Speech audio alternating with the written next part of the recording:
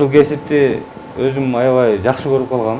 Бул кесип өтө мындай баалуу, барктуу кесип. Бул кесипти эле ар бир адам алып кете албайт. Ачыгын айтканда бир 5% таланты бар адам болсо жетиштүү болот. Анан 95%нын баары мээнет. Ушул ишти сүйүш керек, ушул ишти жакшы көрүш керек, ушул ишти мындай эңсеп, ушул иш менен уктап, кайра туруп, бир канча жылдар жүрүш керек да. Мен бул ишти бала чактан эле өзүм жакшы көрчүмүн. Ушу кыялымда ошол нерселерди өздөштүрүшүн аракетин кылчумун. Бала чакта жанагындай ар кандай бирдемелер жасап аткан кишилер болсо ошого барып жардам берип, жасашып, аралашып жүрө берчүмүн да.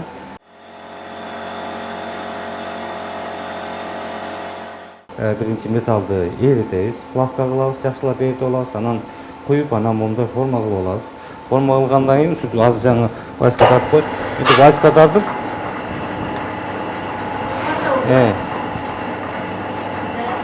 Анан ушинтип вайска тартып туруп, керектүү талшына дагы мындай листеп койсок болот да. Листеп койсок болот. Кесип, ар кандай форма, шакек, сөкө, керектүү оймо шимелерди кесип алабыз. Андан тышкары мындан калдыктарын эритебиз. Калдыктарын эритип зымнап коебуз. Зымна, жип сыяктуу кылып, мындайча айтканда күмүш алтындын жип сыяктуу могу нерселерге салынып, жиптер чоюлат да. Буга бир топ убакыт кетет, жарым саат, 1 саат дагы бир керектүү нерсени кылыш үчүн. Эң аз дегенде бир 20 мүнөт минимум кетет да.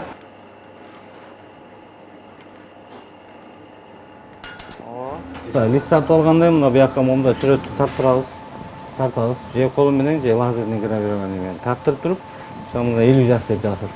Андан кийин аны мынтип кесип алабыз да. Мынакей. Монтип кесебиз.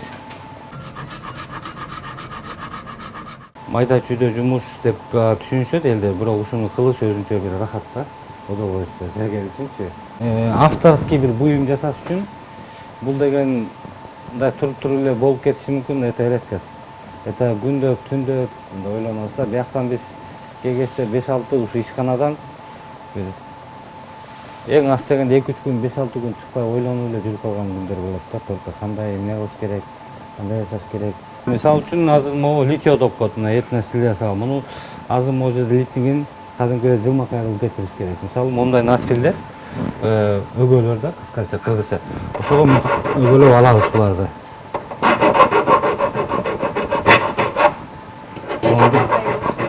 Жип жылмакай кылып өгөлөп кадимкидей мынтип бүтүрөбүз. Чебер четтерин болсо, ичтерин болсо мындай кичинекей өгөлөр менен да. Кадимкидей мынтип сонун кылып жасайбыз. Сонун болуп калат анан. Зергер өзү деген таза иштеш керек. Монтип түшөт ар кандай нерселер. Эмелер болуп калат. Ошонун баарын тең туура так аткарыш керек да. Кудайдын буйругу менен өзүң колуң менен жок нерсени пайда кылган нерсе бул өзүнчө бир рахат да. Бул кабина мындайча айтканда мына астында айнек турат. Мындай көрөсүң, көрүп иштейсиң да. Ичинде подсветка коюлган. Баягы иштеп атканда металл. Алтынбы, күмүшпү айырмасы жок.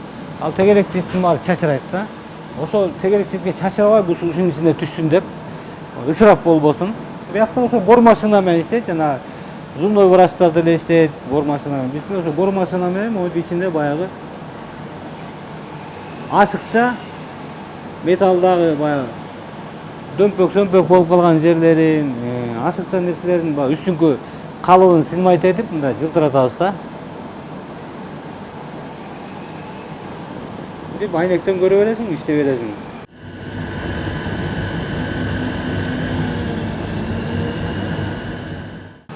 Мен үчүн эң бактылуу да эске алган күн бул зергерчиликти тапкан күнүм да, ошо зергерчиликти баштаган күнүм. Эң биринчи ошо бир шакек жасагам, Ош базарына жер буюмун алып барсам сатып алып атпайбы. Анан аябай мындай өзүнчө бактылуу болуп койдум да, мен ушинтип ак эмгек менен ушинтип иштесем жакшы турбайбы? Бул кесиптин келечеги кенен экен деп анан үйрөнүп өзүм ушинтип ичинде мындай эчтеке билбей эле ученик болуп эле келгем. Ошо эң бактылуу күн зергерчи тапкан күн да.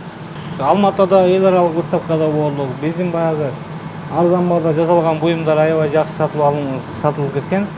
Андан кийин дүйнөдө Ереван это город ювелиров да, Армения, алар өтө кыйын ювелирлер.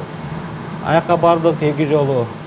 аяка катыштык. Ал жерден да Армениянын президенти баары келип биздин буюмдарга жакшы баасын берип, чындыгында биз алар жасагандан башкача алар иштебеген нерселер жасап турбуз.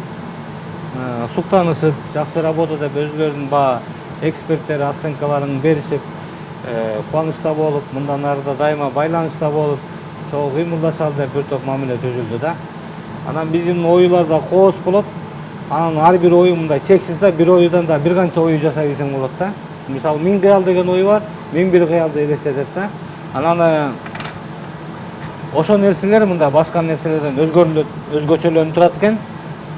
Бирок баягы улам барган сайын биз баягы совершенствовать этип, оюларда, изделияларда башкача чагылдырып баштадык да. Жакында буйруса Мурас деген коллекция жасалып атат. Жакында чыгарабыз, ал да өзгөчө болуп элестенет. Мураста ошо апапак күмүш болот, кыргыздын оюзу менен. Мисалы үчүн томолок болот, томолоктун ичинде кыргыздын оюзу бар. Томолок болсо бүт аалам дегенде, бүт ааламда кыргыз бар дегендейчи. Ошондой өзүнүн бир мааниси болот да.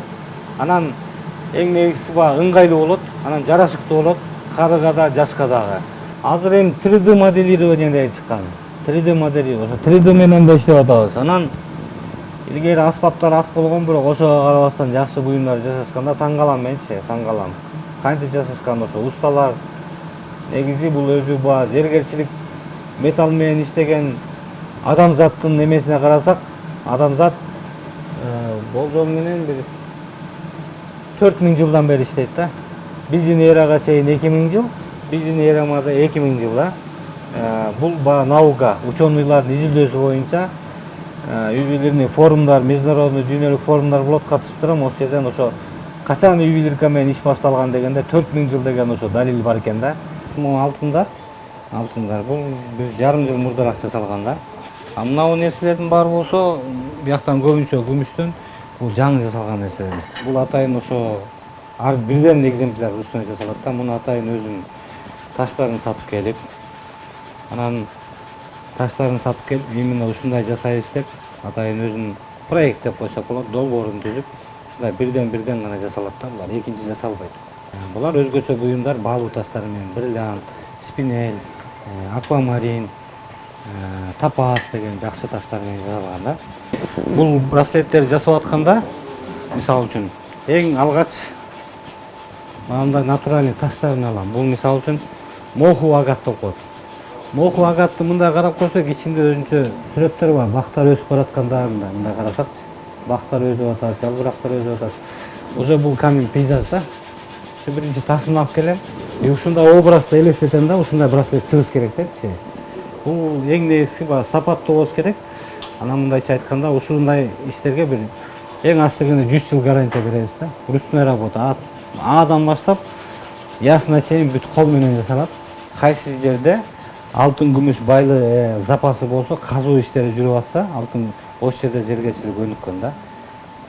А бизде алтын күмүш деген көп. Мындайча айтканда бир 200 жыл, 3 жыл казсак да алтын түгөнбөйт. 2000 тоннага чейин запасы бар. Бизде алтын күмүш казылып атат, кумтөр, жер үй деген.